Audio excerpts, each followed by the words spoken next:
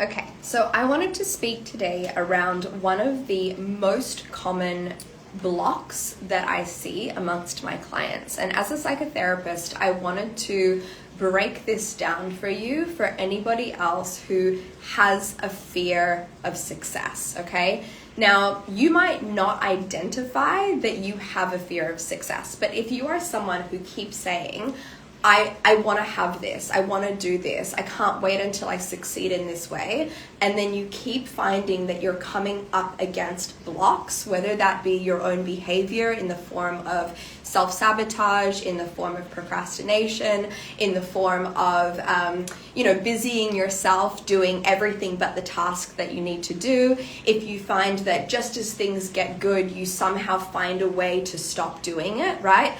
I want you to entertain the idea that maybe, just maybe, you have a fear of success. And in this live, I want to break down exactly what that looks like, where it comes from, and what you can do about it. Because I think so many people who have a business, so many people who are entrepreneurs, and especially those of us who are the face of our own business, they don't realize the self-development journey that you have to go on in order to be able to succeed, because there is so much that comes up with what success represents, right? So we're going to break it down today.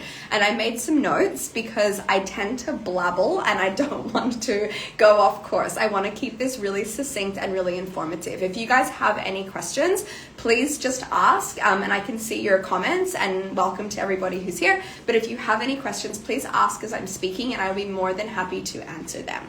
Okay. So the thing that I want to start off with is the realization, or the knowing, right, that your brain and your nervous system, it's not wired for your happiness, okay? And that's not in any way, shape, for me to be like mean or to put a dampener on things. It's just not wired for your happiness. It is wired for your survival. That is its job. So your nervous system and your brain, its job is to keep you alive, okay? Now, something that has happened when we look at evolution is that our external world, what's been going on around us, has evolved much faster than what's happening in our internal world, in the sense of the way the nervous system functions and the way that the brainstem functions and how the feedback of the body relates to the brain, right? The other issue that we have as humans is that we have this very active imagination, right? And our imagination feeds back to our nervous system constantly. And if our imagination is really vivid, if our imagination, anxiety, for example, is me having an imagination of the worst case scenario and then creating a nervous system state in my body that tells my body that I am in danger when actually nothing is happening. I'm just imagining something, right? So it's really important to understand that what's going on around me, the little stressors in my life, my nervous system perceives that as big stressors, as life or death scenarios.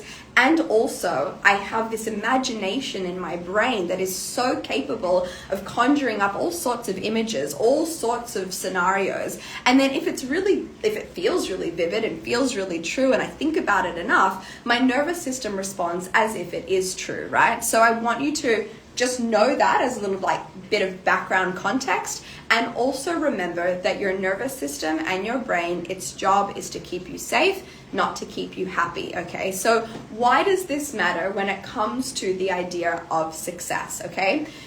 When you think about success, I want you to firstly identify or just consider, what do you think of? Like when you're considering the word success, remembering that all words are subjective, what comes up for you? Like, does success for you mean having multi-million-dollar homes and yachts and all of this stuff? Does it mean, does success mean having to work really long hours from 7 a.m. until 10 p.m. and sacrificing your weekends?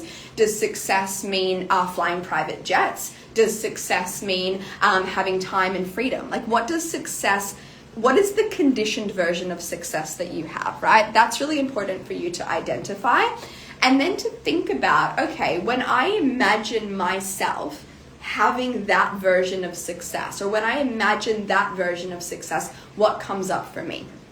For many of us, success equals being seen more, being more exposed, right? For some of us, success means taking more risks. For some of us, success means change. For some of us, success means a detachment or a loss of how we know things or how we connect to the people we love. For some of us, success means a lack of time. It means that we don't have time to spend with the people that we love. For some of us, success means a lot of money. And when we don't have a strong sense of self-worth, that might not feel like it aligns. For some of us, success might mean the risk of losing it all, right? Especially if we have lost things before. So to summarize, our fear of success is very nuanced and it's very unique to you as the individual. So this umbrella fear of success can come from the fear of change, the fear of being seen, the fear of judgment, the fear of becoming bad or selfish as a result, the fear of failing, the fear of outgrowing the people you love, the fear of losing it all once you have it. Now, when I say those fears, I'm curious as to who here actually identifies more with those fears than the fear of success as that umbrella term. So I'll say that again. The fear of change, the fear of being seen, the fear of judgment, the fear of becoming bad or selfish, the fear of failure, the fear of outgrowing people that you love, the fear of losing it all once you have it, okay? Now, when you think about those fears and what those fears mean, like what is the consequence? Why am I afraid of that? This is where your subconscious programming lives, okay? So let's say, for example, I have a fear of success because I have a fear of being seen, right?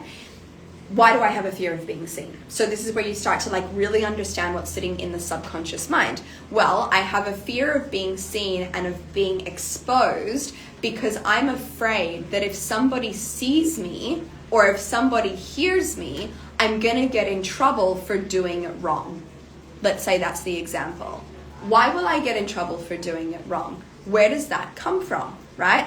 And it might be because when I was younger and I used to try to be seen or express my opinion or share my voice, it wasn't well received, or it would result in me getting in trouble, or I would be laughed at, or I was bullied as a result, right? So naturally, what happens? The nervous system is wired to keep me safe. If as a child, being seen or using my voice equaled a detachment from my caregivers, therefore a lack of safety, I will compromise that in order to remain attached, right? So I will sacrifice that. I'll sacrifice my voice. I'll keep myself small. I'll keep myself hidden, because by doing that, I am literally saving my life. That is the way my nervous system perceives it, right? So I'm literally saving my life by developing the behavior of always hiding.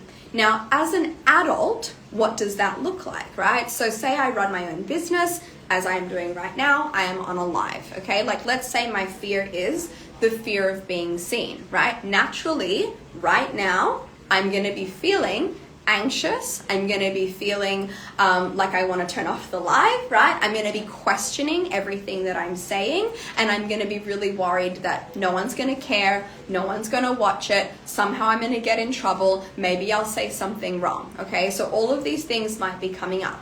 So the old version of me who had that fear would have everything prepared for this live and then would sabotage it by not doing it, or would start it then end it, or do it then delete it, right? So this is like the pattern before.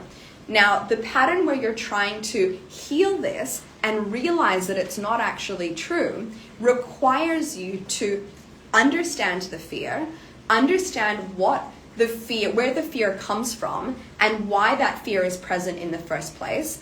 Understand how it's keeping you safe. This is really important, and it's something that a lot of coaches, a lot of people don't speak about, is that your fears, like your behaviors, your self-sabotage, your procrastination, your people-pleasing, all of the ways that your perfectionistic tendencies, none of these things are bad or wrong when they are looked at in the broader context of how they developed and why. All of these behaviors are here for a reason. all of these behaviors are here to keep you safe. All of these behaviors were developed as a real result of something that happened to you, that you experienced once upon a time, that your nervous system thought, if I don't act in this way, I am unsafe.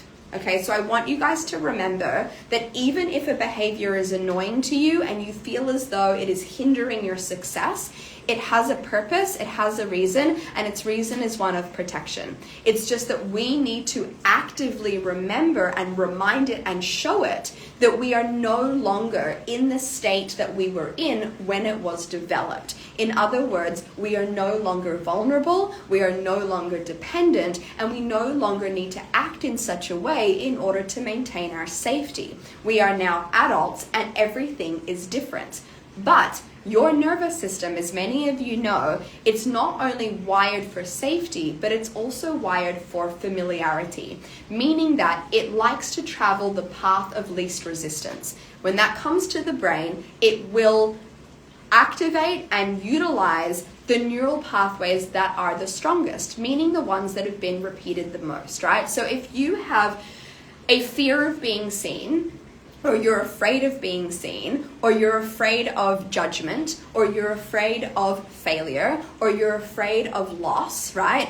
Then those beliefs that are played out time and time and time again, and the emotions associated with them, and the behaviors that follow, they're so embedded in you, they're so embedded in your subconscious, and they're so important to your nervous system because they played a role of safety. So naturally, trying to change these things when it comes to business is going to be really hard, because even though it's your business, your nervous system is still like, but hang on a minute, if we do this, what if that happens, right? Your brain always seeks to the past to predict future outcomes. So you want to be able to understand, like, okay, my brain is wired in this way, my nervous system is wired in this way, and basically, regardless of, I can repeat a behavior, an emotion, or a belief, and I can continue to strengthen that loop in my brain, and it's going to be harder and harder for me to break.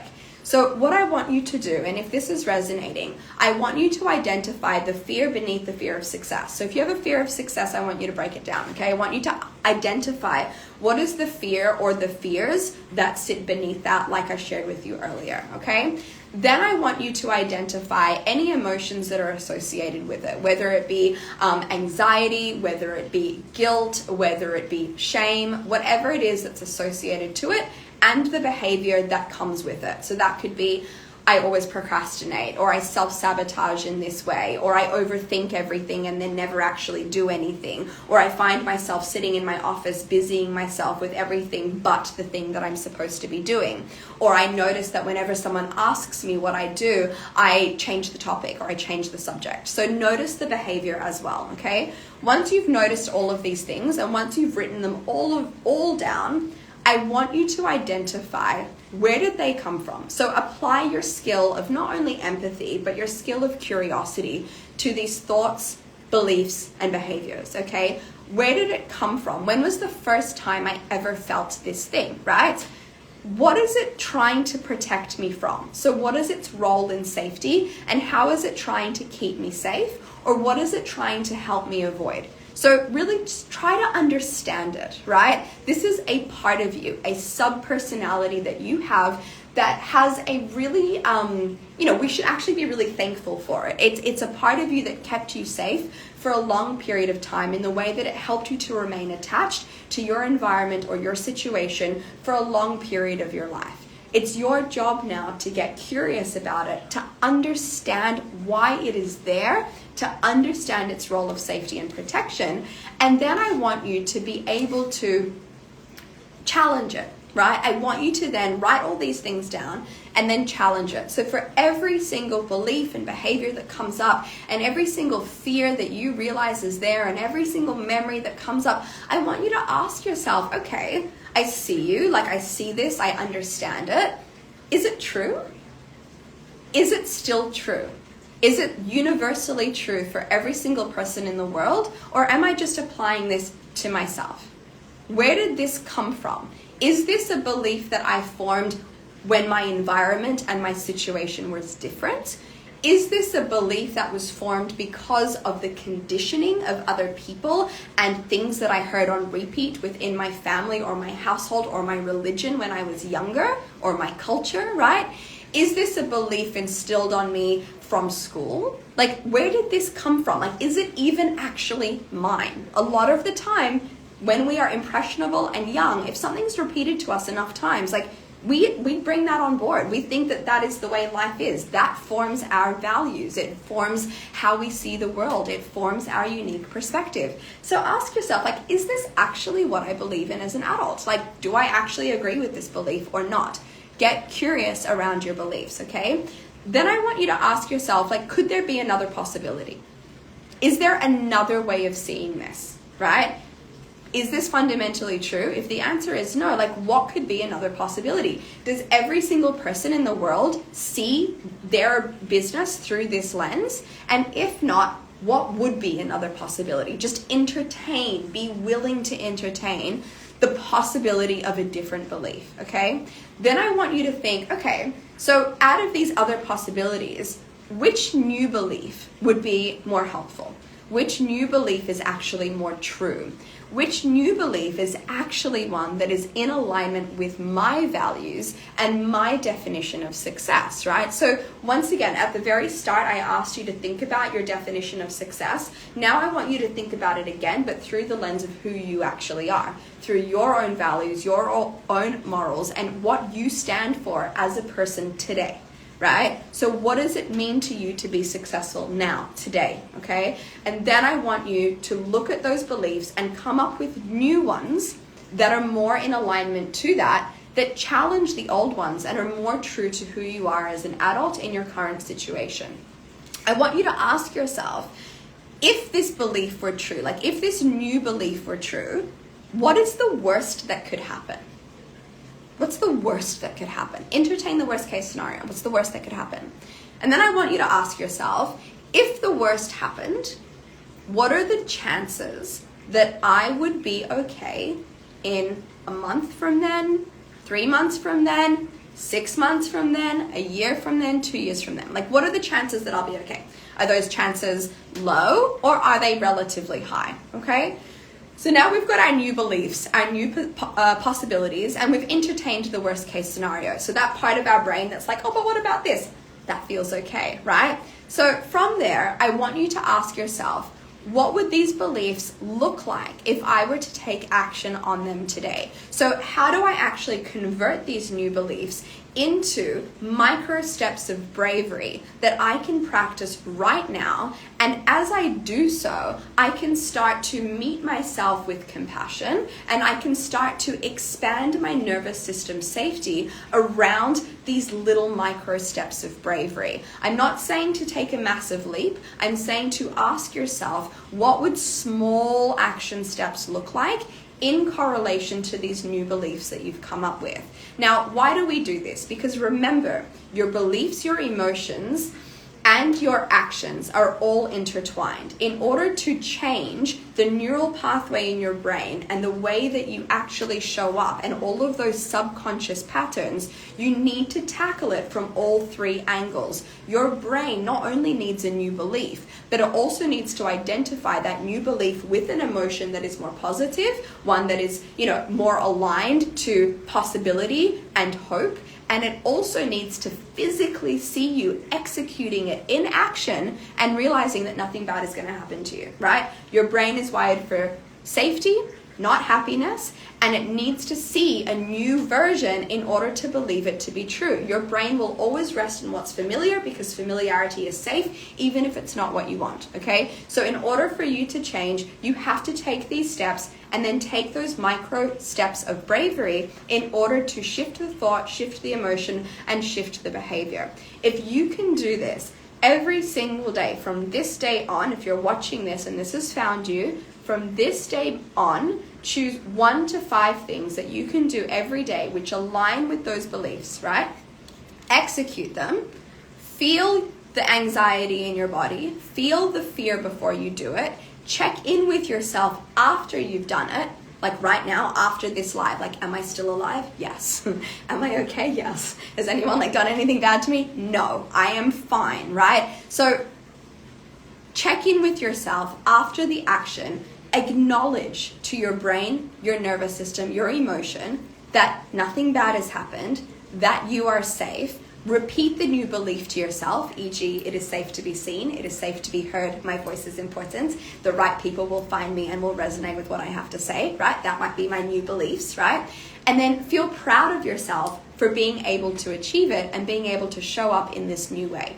If you can do all of this consecutively, you will realize that through consistency and persistency, you start to completely eradicate whatever fears were in your way when it comes to this vision of success. And you'll start to realize that success is not only possible for you, but it's possible way more than what you're currently imagining. Right? There's so much opportunity. There is so much there for you to experience and for you to have that is beyond your dreams, but you just can't imagine it because your brain and your nervous system is trying to keep you protected, right? Once you start opening your mind to possibilities, everything changes. And if you struggle with that, just say to yourself, please help me to see things from a different perspective. I am ready and I am willing to see things through a new lens. Help me to do so. Like literally ask yourself or the angels or God or universe or whatever you believe in, help me to see this from a different perspective. Help me to broaden my mind and broaden my perspective so that I'm not confined to the limitations of my past and of my conditioning. Okay? Now, I hope this helps. I don't know who's going to find this, but I hope if you do, it really helps. Reach out to me, send me a DM if you loved it. And yeah, best of luck. I fully believe in everything that you have to achieve and everything that you want and everything that you desire.